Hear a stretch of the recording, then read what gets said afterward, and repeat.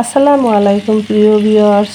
অনেক মন খারাপ, তার ভিতরে রান্না বান্না তো করতেই হবে, কারণ জীবন তো থেমে আর থাকবে না। নিজেদের প্রিয়জন থেকে যদি কোনো প্রিয়জন হারিয়ে যায় তখন মনটা অনেক খারাপ থাকে। তো খাওয়ার জন্য রান্না তো করতেই হবে। রুই মাছ নিয়েছি আজকে রান্না বান্নার জন্য। 2-3 দিন পরে আপনাদের মাঝে ফিরে আসছি। তো মশলা মাখিয়ে রুই মাছ ভেজে নিয়েছি আর পেঁয়াজ তারপরে আবার আলাদা করে ভাজতেছি একটু ব্রাউন ব্রাউন করে। এর ভিতরে আদা রসুন বাটা দিয়ে এই পেঁয়াজের সঙ্গে ভেজে নেব, তাহলে আদা রসুনের যেটা আলাদা সুঘ্রাণ ওইটা ভালোভাবে পেঁয়াজের সঙ্গে ছড়িয়ে ভাজাটা ভালো হলে খেতে সুস্বাদু হয়। এই আর কি, আদা রসুন দিয়ে দিলাম পেঁয়াজ ভাজার সঙ্গে। এবার কষিয়ে নেব। আর এর সঙ্গে হলুদ পাউডার, মরিচ পাউডার, ধনিয়া, জিরা সবগুলো একত্রে দিয়ে একদম ফাইন করে কষিয়ে আঠালো বানিয়ে নেব, কোনো রকম যেন কাঁচা সুঘ্রাণটা না আসে। মশলাপাতিতে যদি কাঁচা ভাব থেকে যায় তাহলে রান্নার পরে ওইটা খেতে ভালো লাগে না। এই আর কি, পেঁয়াজের সঙ্গে মশলাপাতি দিয়ে কষিয়ে নেব। জাল ধীর গতিতে দিয়ে কষিয়ে নিচ্ছি।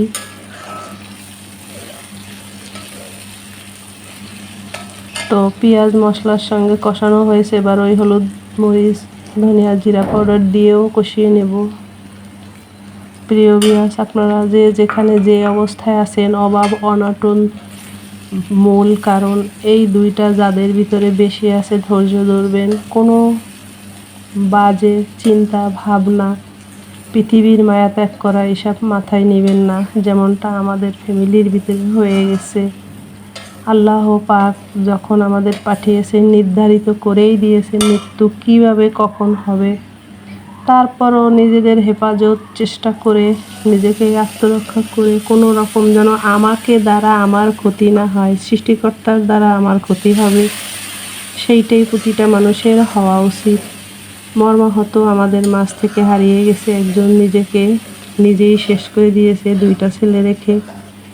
পৃথিবীর আলো ভালোভাবে দেখার আগেই চলে গেছে, তার বয়সও তেমন না, অল্প বয়সে আর কি। তো মশলাপাতি সম্পূর্ণ কষানো হয়ে গেছে প্রিয় ভিউয়ার্স। এখন এর ভিতরে দিয়ে দেব ঝোলের জন্য পানি। চুলার জাল মাঝারি আছে, ঝোলে ঝালে একদম ফাইন করে কষিয়ে পানি দিয়ে তার ভিতরে মাছ দিয়ে, তো চুলার মাঝারি জালে ঝোলে একদম কষিয়ে ঝোল দিয়ে দিলাম।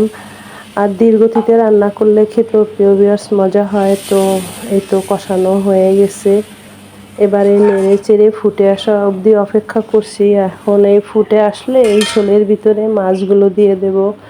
তো ফুটেও আসছে ঝোল, আর ভেজে রাখা মাছগুলো এখন এই ঝোলের ভিতরে দিয়ে 5 থেকে 6 মিনিট জাল দেব।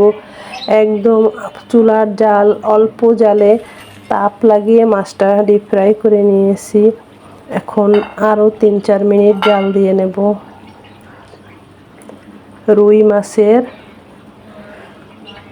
ভুনাও হবে না, রসা রসা হবে এটা। তো নেড়ে ছেড়ে দিচ্ছি প্রিয় ভিউয়ার্স। এবার ঢাকা দিয়ে 4-5 মিনিট জাল দিয়ে ফিরে আসছি আবার।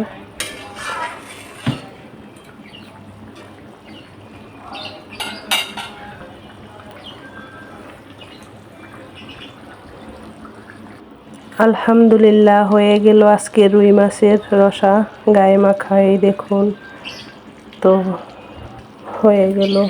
মন খারাপ থাকলে কি করব, খেতে তো হবে, খাওয়ার জন্য বাঁচা, বেঁচে থাকতে হলে খেতে হবে। সবাইকে নিয়ে পরিবেশ পরিস্থিতি অনুকূলে নিয়ে বাঁচতে হবে। একজনের সঙ্গে সবাই যদি আমরা চলে যাই তাহলে তো হইল না।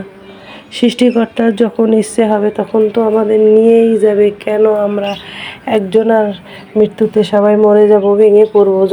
যত কথাই বলি কেন, মন তো আর মানছে না। তারপরেও কিন্তু নিজেকে নিজে কন্ট্রোল করে রাখতে হয়। ধনী দরিদ্র সবার মাঝে অভাব অনটন থাকে, তাই বলে তো আর ভুল ডিসিশন নেওয়া যাবে না। তারপরে লোন, তারপরে অনেক রকম ঝামেলা থাকে। সংসার দাম্পত্য জীবন মানেই খুব টেনে হিচড়ে তারপরে সফলতার মুখ দেখা যায়। বাঁচার জন্য বাঁচতে হয়, তার ভিতরে ভুল ডিসিশন নিলে তো দুনিয়া ত্যাগ করলে আর কি হবে, সিদ্ধান্তগুলো কি পাল্টে যাবে, বিপদগুলো কেটে যাবে, এই আর কি। আমি বললাম, আপনাদের সঙ্গে শেয়ার করলাম, আমাদের যা হয়েছে তাই শেয়ার করছি, এই আর কি। প্রিয় ভিউয়ার্স, আল্লাহ হাফেজ।